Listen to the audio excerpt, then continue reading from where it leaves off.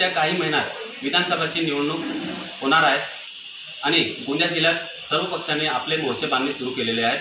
आमच्यासोबत महाराष्ट्र नवनिर्माण सेनेचे प्रदेश उपाध्यक्ष आहेत। भाऊ, काय सांगणार, महाराष्ट्र नवनिर्माण सेनेतर्फे किती जागा लढणार आहेत?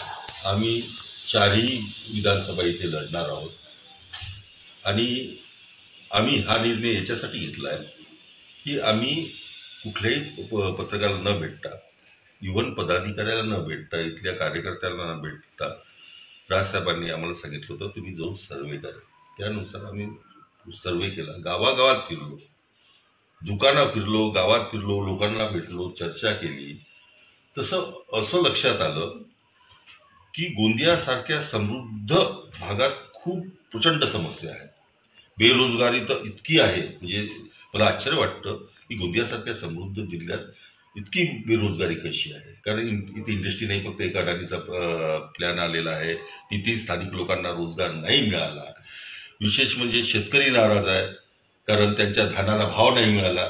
इतर राज्यात भाव मिळतोय धानाला चांगला, त्याच्या शेजारच्या राष्ट्रात आपल्या महाराष्ट्राच्या MP मध्ये चांगला भाव मिळून आला, पण महाराष्ट्राच्या शेतकऱ्यावरच अन्याय काय? ओएसिस फर्टिलिटीच्या तज्ञांनी IVF उपचार पद्धतीद्वारे 1 लाखांहून अधिक जोडप्यांना मातृत्व प्राप्तीचा आनंद दिला आहे। मोफत अपॉइंटमेंट बुक करण्यासाठी आजच संपर्क साधा। आणि एक प्रचंड असंतोष आहे, कामगारांमध्ये असंतोष आहे, शिक्षण पद्धती इथली चांगली नाही, शिक्षण व्यवस्था चांगली नाही आहे, म्हणजे इतक्या समस्या आहे। आणि लोकांचं म्हणणं आहे, आमचं नाही, लोकांचं म्हणणं असं आहे की आम्ही सगळ्या सत्ता अनुकूल आहे, पण आमच्या समस्या अजून जिथे आहे तिथेच आहे, अजूनही तेच जुन्या प्रश्नावर आम्हाला त्रास होते। या समस्या आमच्या सुटल्या नाही। भाजप आलं, काँग्रेस वाढल्या, सगळे पक्षाचे आमदार आम्ही अनुभवले, खासदार अनुभवले, पण आमच्या समस्येला अजून उत्तर मिळालं नाही।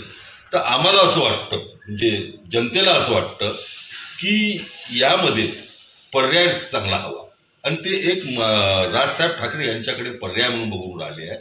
त्यांनीच सांगितलं की तुमचे उमेदवार द्या, लोक पर्याय शोधत आहेत, चांगला उमेदवार राजसाहेबाच्या माध्यमातून आम्ही तुम्हाला प्रतिनिधित्व इथं मिळवून देऊ, कारण आम्हाला राजसाहेब आवडतात, त्यांचे विचार आवडतात, त्यांच्या माध्यमातून गोंदियाचा तर विकास होईल, पण महाराष्ट्रात एक नवीन विकासाचं पर्व सुरू होईल असा लोकांना ठाम विश्वास आहे। गोंदिया जिल्ह्यामध्ये 4 विधानसभा आहेत, 4 विधानसभा पण लढणार? हो, 4ही विधानसभा आम्ही लढणार। 8 तालुके येतात, त्यात सगळी आमची मोर्चेबांधणी झालेली आहे। आमची तयारीने आम्ही खूप पुढे आहे। हा तर शेवटचा टप्पा आहे आमचा, कारण ऑलरेडी लोकांना पाहिजे आहे। महाराष्ट्र निर्माण सेना, राजसाहेब, विशेषतः राजसाहेब लोकांना पाहिजे आहे।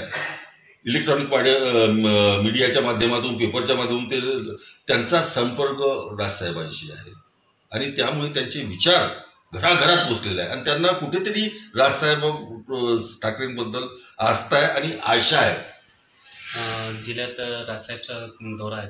हो, निश्चितच दौरा आहे। आता सध्या महाराष्ट्राच्या दौऱ्यावर राजसाहेब निघालेलेच आहे। सध्या ते मराठवाड्यात आहे आणि पुढचा भाग आपल्या विदर्भाचा असणार आहे। लवकरच गोंदियाला ते भेट देणार आहे। तारीख निश्चित झाली आहे? नाही, निश्चित नाही झाली, पण गोंदियाला आल्यानंतर त्या समाजाच्या सगळ्या घटकांना भेटणार आहे।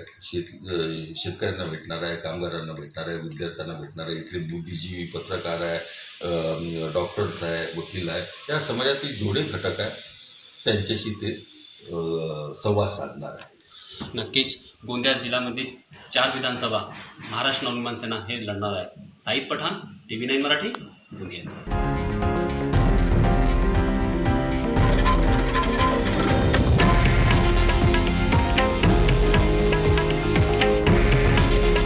हे आहे देशातील नंबर 1 न्यूज नेटवर्क आणि आपण पाहत आहात TV9 मराठी। काळजी तुमची, हित महाराष्ट्राचं।